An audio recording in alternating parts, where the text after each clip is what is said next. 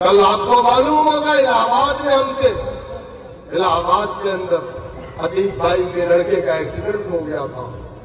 جن لوگوں نے عتیق بھائی کے نام سے شعر پڑھ کر کے نیتا بن گئے، جو عتیق بھائی کو اپنا باپ کہتے تھے، ایسے کمزور ان کے بچے کے جنازے میں نہیں گئے، اس بیٹے کے جنازے میں نہیں جو یتیمی کی زندگی گزار رہا، 1 سال کے اندر جس کے پورے پریوار کو ختم کر دیا گیا، 2 بھائی جیل کے اندر، ان کے ہاتھوں میں ہتھکڑی جب آئے تو میں دیکھا، جب مجھ سے ملاقات ہوئی، خدا کی قسم میری آنکھوں میں آنسو آ گئے۔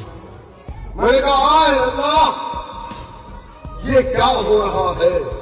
لیکن اللہ اپنی تدبیر کو وہی جانتا ہے، وہ کیا تدبیر بنانے والا ہے۔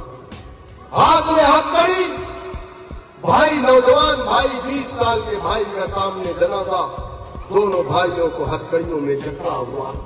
4 سال کے بعد ملاقات، اور جب جنازے کی نماز کی بات پڑھانے کی آئی تو وہی بڑا بھائی جس کے ہاتھ میں ہتھکڑی، پولیس 50 پولیس کا گھیرا، وہ کھڑا ہو کر کے کہا کہ میں اپنے بھائی کی نماز جنازہ پڑھا۔ کیا منظر تھا، کیا منظر تھا! ہم تو کانپ گئے، ہم ملے ان سے، اتفاق تھا اللہ نے ملوا دیا مسجد کے اندر۔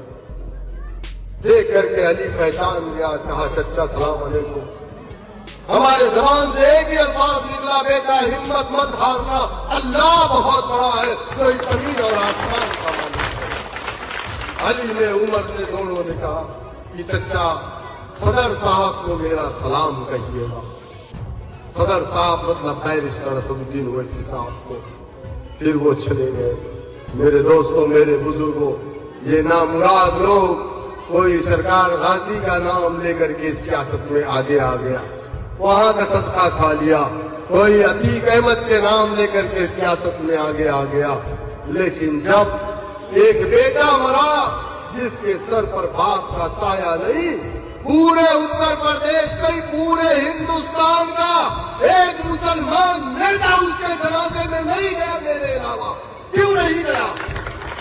کس بات کا خوف؟ قرآن نے کہا انما المؤمنون اخوہ، تم مسلمان ایک جسم واحد کی طرح ہو، تم مسلمان بھائی ہو، جس نے کلمہ طیبہ کا اقرار کر لیا، لیکن ایک سنگل آدمی اس جنازے میں شرکت نہیں کیا۔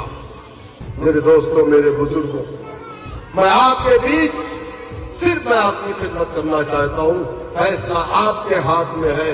آپ ووٹ دیں گے تو آپ کی خدمت کروں گا، آپ ووٹ نہیں دیں گے تو کوئی مسئلہ نہیں میرے لیے۔